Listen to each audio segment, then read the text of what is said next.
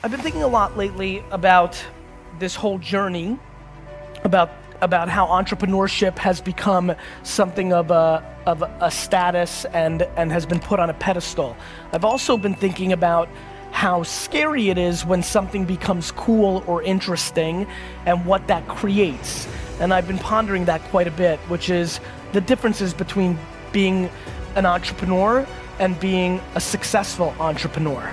You know, putting the fact that you're a CEO in your Instagram profile doesn't mean that it's what you're gonna be able to do for the rest of your life. And what I'm really concerned about is that we have lived both in Canada and the US with basically an 8 to 9 year macro, almost a decade of good economic growth.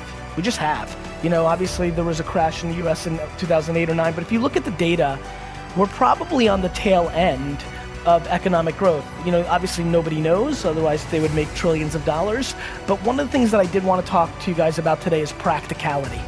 I think practicality is stunningly not talked about enough.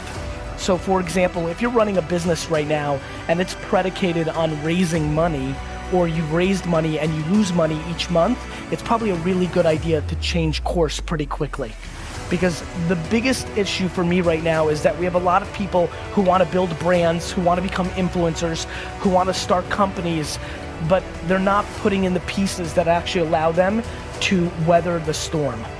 You know, the thing that I'm most proud of is the 2 biggest businesses I've ever built.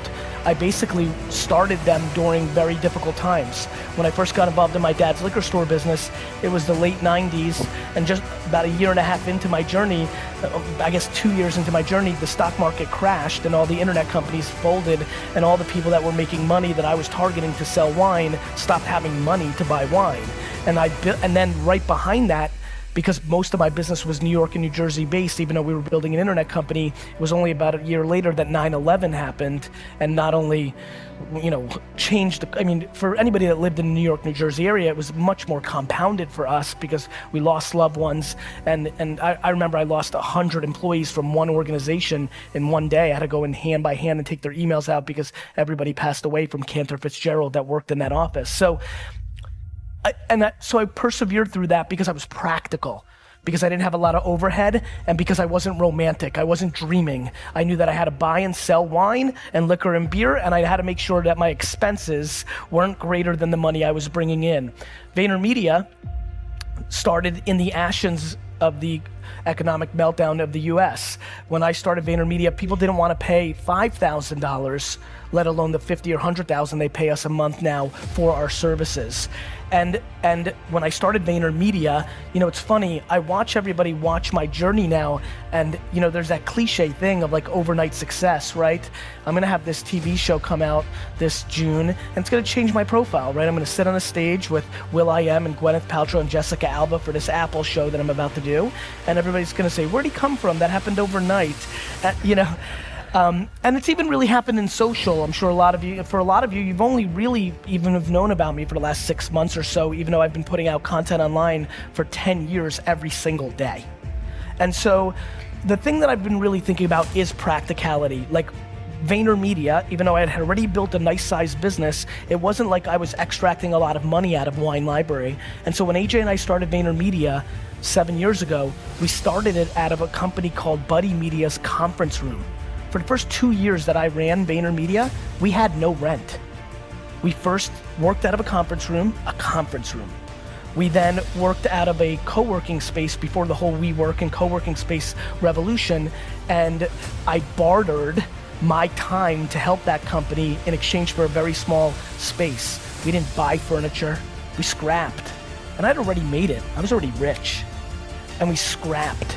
And so the biggest thing that I want to implore everybody here today to do is to take a step back and think about how fancy are they? Are you willing to be really, really, really ghetto? Do you really need that chair? Do you really need that piece of technology? Do you really need to fly that class? Like, I just think that we're living through an incredibly fancy culture of entrepreneurship. Entrepreneurship and CEO status is quite sexy. People are selling a lifestyle that is filled with lots of fun and trips and champagne and bikinis and bling bling and all sorts of horse shit, right?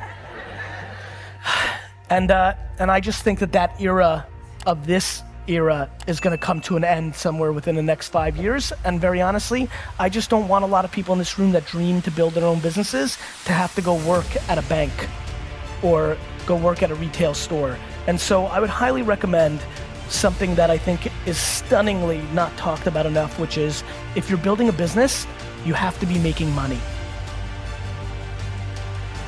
I know that's like a funny thing to say, but I think it's important. I think the other thing that's important is to shift the context completely the other way, which is what is really winning, right? Like, what is the definition of winning? And I think we all have different definitions, right? And I think that one of the things that I also want to say is that I'm getting scared that a lot of people that are following my journey hear me talking about buying the New York Jets, and I do aspire to buy a $3 billion sports franchise. I do. It is what I want. You can look at my 5th grade yearbook long before business was cool. It's what I want to do. But I'm awfully scared that it's pressuring the people that follow me into trying to achieve things that they don't necessarily want. They just think it's the thing you do if you're trying to be a successful business person. Let me promise you something. I know tens of thousands of people, and I know thousands of people extremely well. I know hundreds of people deeply well. There is no correlation between how much money someone makes and their level of happiness. I have friends who make $47,000 a year and are the happiest people I know. Their work-life balance is on point. They're part of 2 soccer teams. They play video games. They watch every show they want. They take 2 vacations that they scrap together, and they're freaking happy as hell. And I know tons of people who I grew up with in the Silicon Valley boom who have hundreds of millions of dollars in their bank account and are as miserable and as lonely and as broken as you'll ever see. So I implore all of you to please reverse engineer and figure out who you are and figure out what level of monetizing and stuff you need and what level of creativity you need. I promise you one thing that will catch you very off guard. I should be way more rich. I leave money on the table every day. I've left ungodly amounts of money on the table.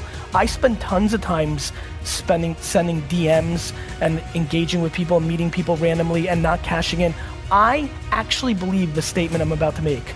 I think that I love the journey and the game of entrepreneurship so much that I have subconsciously sabotaged my financial upside to make sure I can play this a little longer because I fear if the numbers keep getting too big, eventually it will take the fun out of it. When you are lucky enough, like I am, to actually do something that you love so much, do something that puts pressure against the one thing you care about besides it, which is the time I spend with my family. My family is my whole life. And being this and doing this is the only thing that cuts into that. I couldn't breathe if I wasn't an entrepreneur. I didn't breathe when I wasn't an entrepreneur. That's the reason I got D's and F's in school, because I just couldn't be me. And I'm not capable of that. And so I think being here excites me because I think coming to not LA, San Francisco, New York, London is always more fun for me. It always feels a little more practical. It always feels like there's a little bit more chips on the shoulder, which is what I have. But I want to remind everybody, just because you didn't grow up with a trust fund, just because you don't live in Silicon Valley, the market doesn't care. If you're good enough, you will win.